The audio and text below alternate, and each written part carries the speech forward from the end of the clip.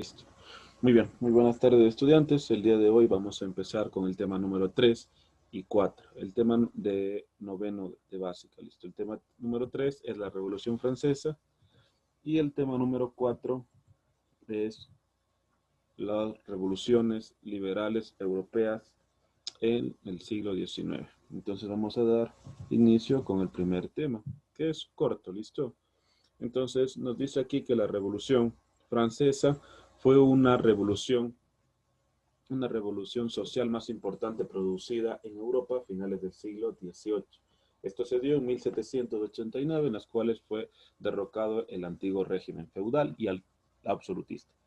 ¿Por qué fue derrocado este tipo de, se puede decir, de movimiento, de partido político o sobre todo de política?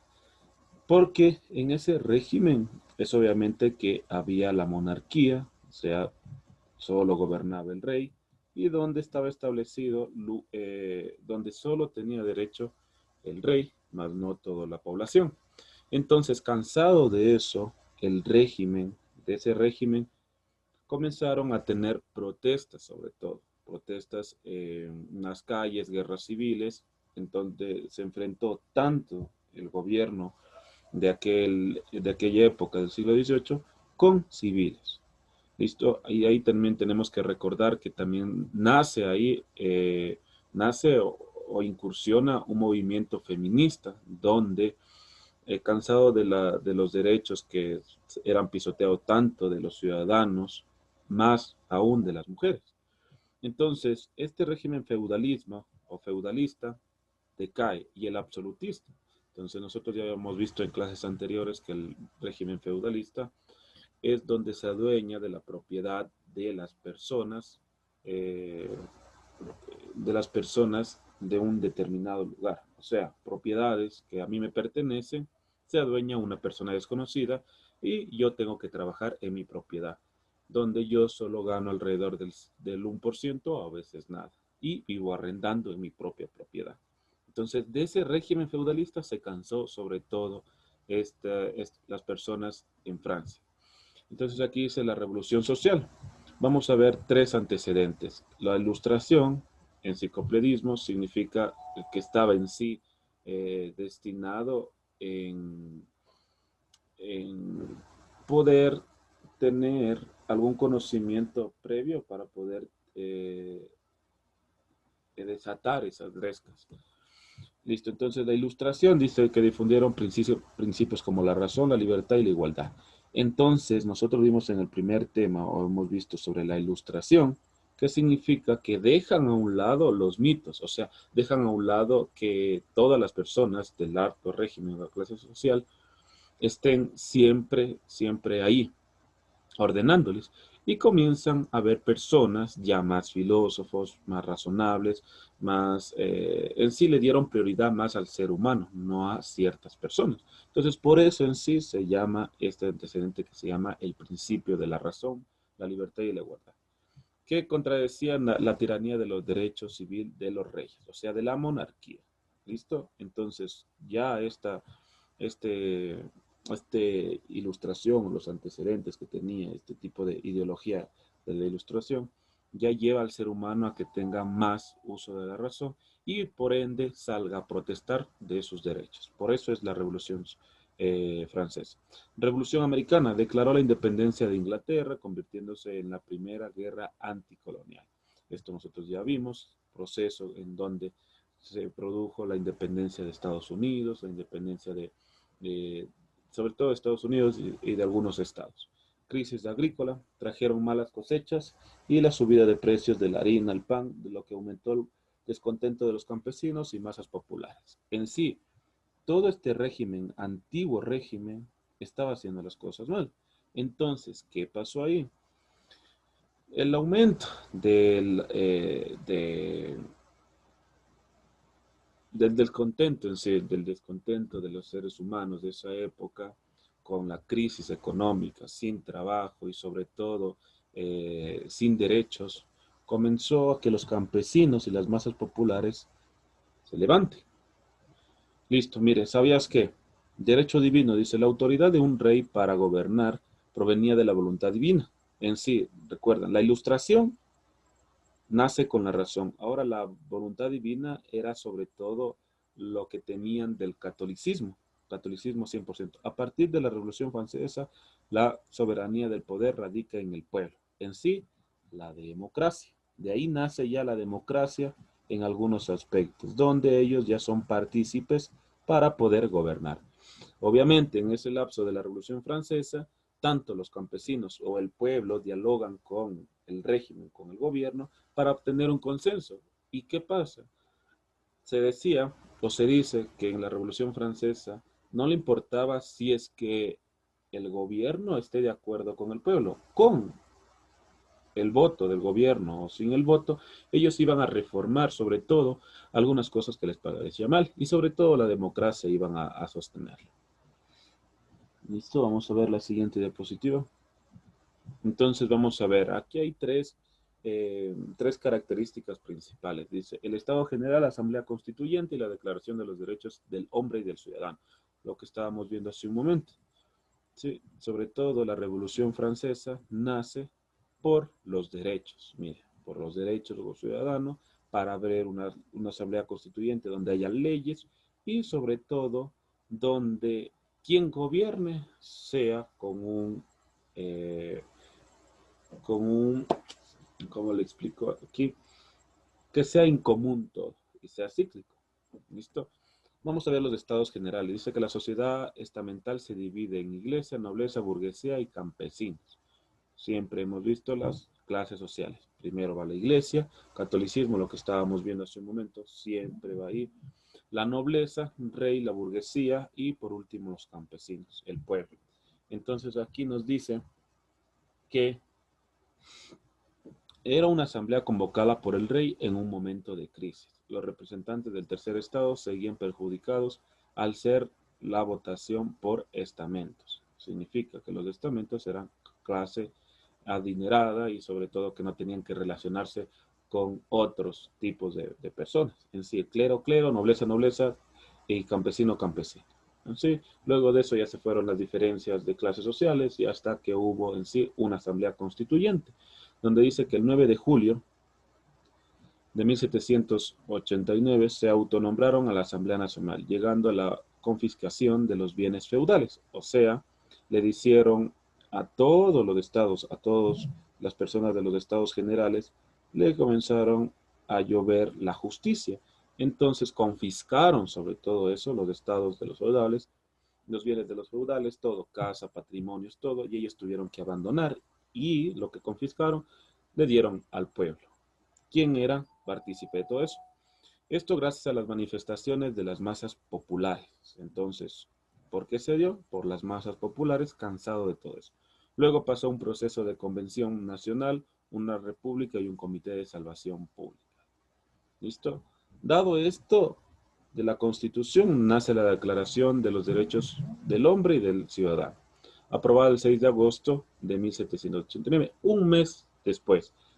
Inspiraba en la Declaración de la Independencia de los Estados Unidos. O sea, mire lo que nosotros volvemos a ver.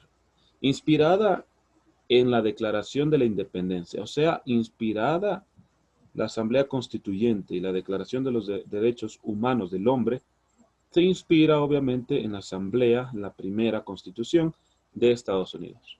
Son naturales, son universales y son inalienables. ¿Qué significa? Que todas las personas que conjuntamente en la Constitución tienen derechos, todos, sí. Obviamente los derechos que permanecían ahí eran todavía obviados por algunas personas o por algunos simpatizantes. No en sí era un 100%, pero ya estaba plasmado y ese era el primer paso que tenían que ser. Debe haber en algún país. El primer paso es plasmarlo como teoría en alguna carta magna y luego con el tiempo irlas aprobando o irlas poniendo en práctica.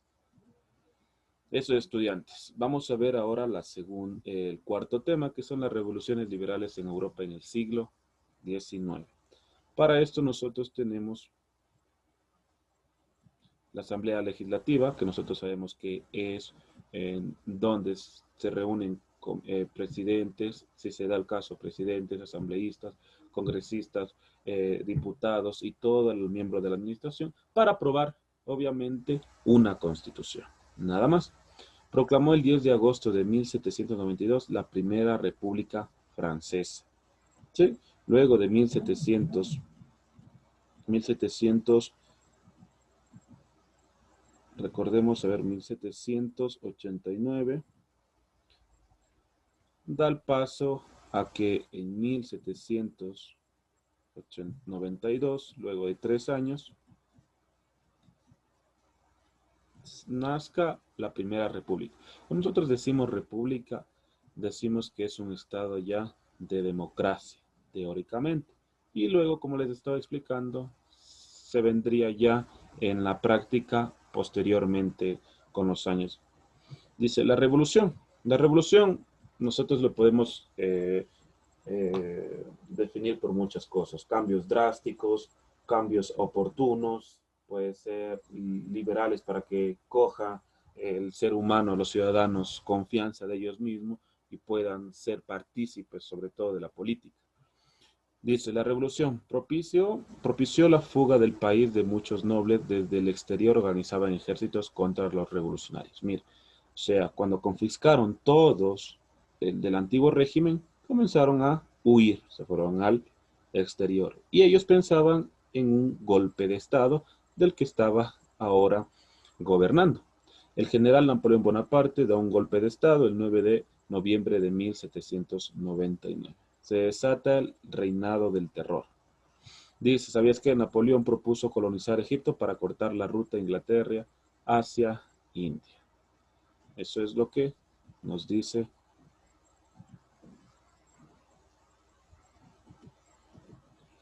Vamos a ver. Colisiones contra Francia y Francia republicana. Aquí nosotros tenemos 3 características: potencias absolutistas, 7 colisiones y Napoleón y su ejército. Vamos a ver qué nos dice en las potencias absolutistas europeas. Absolutista significa un régimen autoritario, dictador, donde ninguna de las personas que estaban ciudadanos no tenían derechos a poder exigir algo más que se les da en ese tiempo. Entonces, colonizaron e impusieron a Francia una serie de guerras para restaurar la monarquía, terminar con las ideas revolucionarias.